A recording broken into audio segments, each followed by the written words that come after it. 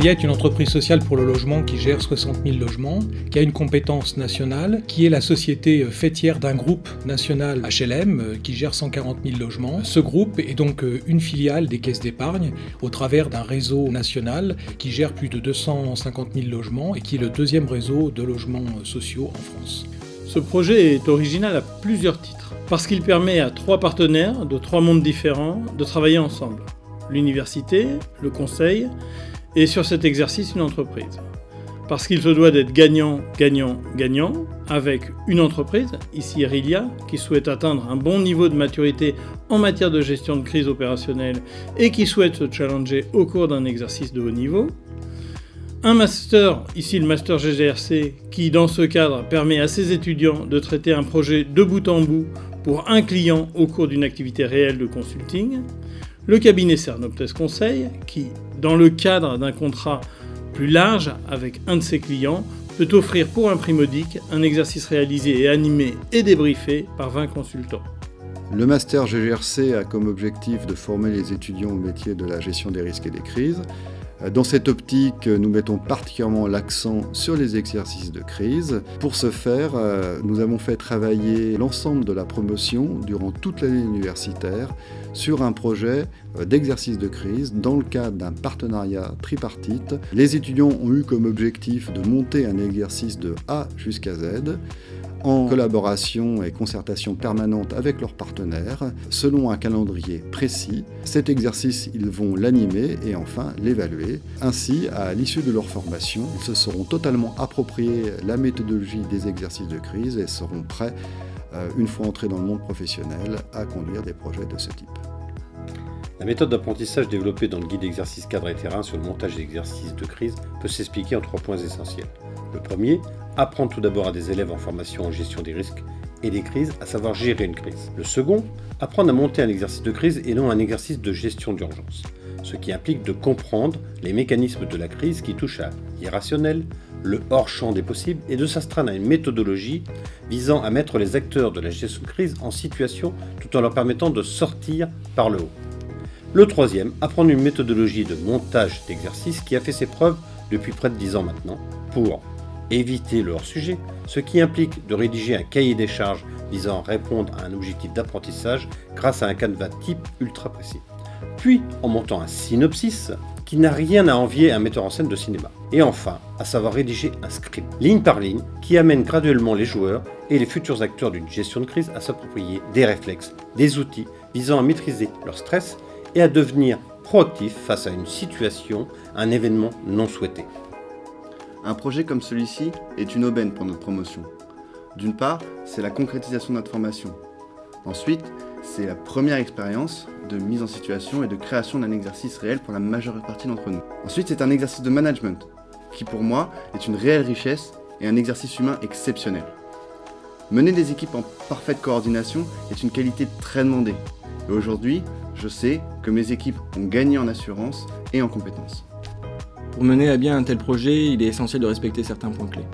Définir des équipes, une équipe scénario, une équipe communication, une équipe retour d'expérience, une équipe logistique. Ensuite, répartir les missions entre nos équipes. Planifier clairement les actions à entreprendre. Enfin, coordonner les équipes. Dernier secret réussite, une implication personnelle de chaque membre. Une fois que ces points clés sont assurés, le projet avance en toute sérénité. Donc, au sein de l'exercice Massilia 2017, je suis responsable de l'équipe scénario, ce qui signifie de créer en fait le scénario de l'exercice et les inputs qui vont être insérés au fur et à mesure de cet exercice qui dure 4 heures. Donc c'est un exercice qui est un peu particulier parce qu'il se joue sur 3 niveaux. Donc on a dû vraiment créer des événements pour toucher chacune des strates de l'entreprise Eria. Donc d'abord les gestionnaires d'immeubles qui sont la partie terrain, le niveau intermédiaire qui comprend l'agence et enfin la partie supérieure avec la cellule de crise siège. On a décidé de choisir un thème qui est vraiment d'actualité puisqu'on a décidé qu'un attentat de type Saint-Denis aurait lieu au Vélodrome dans le cadre d'un match de football avec ensuite un mouvement de foule qui se dirigerait vers les immeubles d'Eria et puis un terroriste qui se retrancherait au dernier étage d'un immeuble qui serait en fait un locataire de l'immeuble. Ça implique de gérer pour Eria l'évacuation des locataires mais aussi toute la partie image avec les questionnements autour de comment une entreprise peut-elle se retrouver à loger un terroriste. Il y aurait quelque chose qui serait passé au stade Vélodrome. Donc actuellement, Géodil Casino qui est sur le terrain, qui essaye de canaliser les gens. Mais là, je pense qu'on aurait besoin de renfort parce qu'il y a vraiment un gros mouvement de panique. Oui, alors on a eu l'appel du gestionnaire d'immeuble qui nous dit qu'en fait, il y avait des explosions. La foule qui se presse vers les immeubles de Michelet-Prado et qui essaie de rentrer dans l'immeuble. Est-ce que si vous avez des éléments de la police sur place, vous pouvez nous faire remonter en nous appelant directement les infos? Il y a plusieurs blessés, monsieur, je les vois par la fenêtre, ils sont blessés, il a dû avoir des tirs. Tout à fait, donc la police va arriver d'un moment à l'autre. Il y a des mouvements de foule, il y a des gens qui sont en sang. Donc, moi j'ai un gestionnaire qui s'appelle monsieur Grandin qui est sur place. D'accord, vous avez du monde qui est sur place, ok. Je viens d'avoir monsieur Grandin à l'instant. Il me dit qu'il a eu des informations par la police. Ils avaient évacué le 56 et le 58 boulevard Michelet. On n'a pas de nouvelles des deux collaborateurs qui ne répondent pas sur leur portable. Sachant qu'on a quelqu'un qui est à l'hôpital.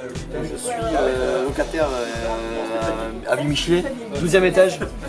Écoutez, moi je vois sur les réseaux sociaux, là, il y a des rumeurs. Il y a des rumeurs comme quoi il y aurait un terroriste dans l'appartement, je sais pas ce qui se passe. Moi je vous préviens, monsieur. Je vous préviens, je ne bougerai pas de mon appartement.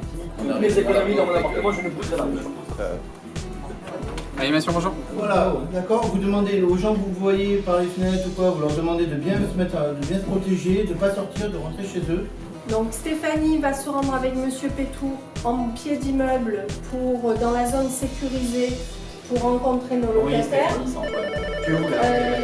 Oui madame, vous êtes la responsable de la communication guérilla. Est-ce que vous pourriez me donner plus d'informations sur la personne qui est retranchée dans les immeubles apparemment? Effectivement, il y aurait une cinquantaine de morts suite à un djihadiste qui s'est fait exploser. Donc nous avons 3 logements inhabitables. Est-ce que cette information-là, est-ce que c'est un locataire de chez nous? C'est toujours ça. Donc les forces de police sont en train d'essayer d'évacuer le terroriste. Donc il faudrait peut-être s'en assurer auprès des forces de police, non, directement. On confirme quand même qu'on a un suspect qui s'est réfugié suite aux différentes explosions, qui s'est réfugié dans un de vos bâtiments. Il suppose qu'il serait peut-être retranché dans l'appartement numéro 92 au dernier étage. Maintenant vous faites le lien, vous êtes mon contact, vous faites le lien avec votre hiérarchie. Et puis si jamais j'ai d'autres besoins, je viendrai vous voir. Oui, c'est pour vous dire que ma sœur, elle est enceinte et elle est coincée dans l'ascenseur. Donc est-ce que quelqu'un pourrait venir la délivrer? Je fais le nécessaire, j'appelle les pompiers, madame.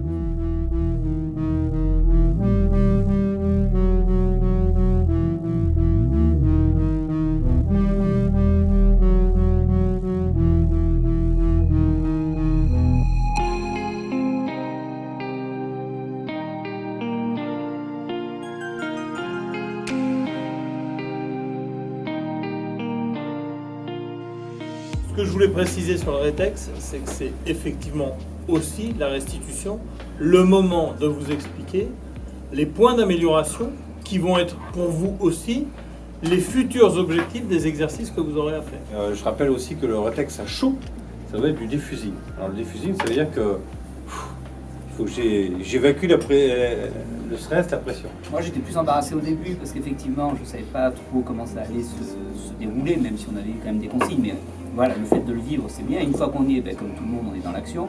Concernant les points améliorés côté cellule communication, on a, je pense, manqué d'organisation et qu'on s'est peut-être laissé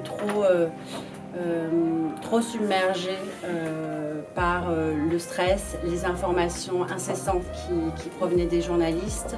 Moi j'ai pu remarquer un décalage entre l'envoi de l'information et l'intégration de cette information par la cellule communication. Après, un point à améliorer, je pense, c'est surtout de structurer la circulation de l'information.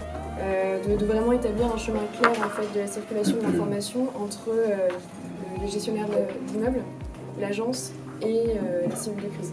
Il faut qu'on apprenne aussi dans ce genre d'exercice, c'est à s'écouter et à laisser intervenir la personne qui est en charge d'un domaine qu'on lui a donné, c'est le laisser intervenir, le laisser s'exprimer.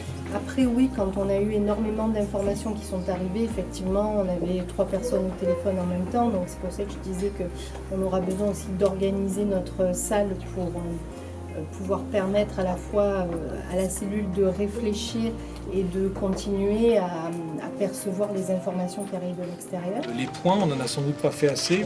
On faisait pas de pause en disant on fait un point, on stoppe tout. En même temps, on faisait un point et autour de soi, on entendait effectivement des appels téléphoniques et autres. Et la configuration de la salle, ça rendait quelque part un petit peu inaudible ce point. En cellule de crise, quand on fait un point de situation, on fait un point de situation. C'est-à-dire les téléphones sont raccrochés, ça sonne, il sonne, et on ne fait que le point de situation. L'intérêt, c'est de répéter ce genre d'exercice, de se professionnaliser, de se coordonner. Et puis, on a des hommes derrière. Et donc, il faut penser avant tout, on parle d'image de l'entreprise, c'est important, mais nous, on loge des familles. Et donc, il y a ce volet-là. On a des collaborateurs qui pourraient aussi être touchés. Donc, ces volets-là sont importants. Il faut vraiment qu'on en tienne compte. Donc, cet exercice, c'est le fruit de l'implication d'une société, la vôtre, et donc tout le monde a souligné vraiment la qualité de votre implication, du bureau d'études Cernoptes et du travail des étudiants, donc du master GGRC.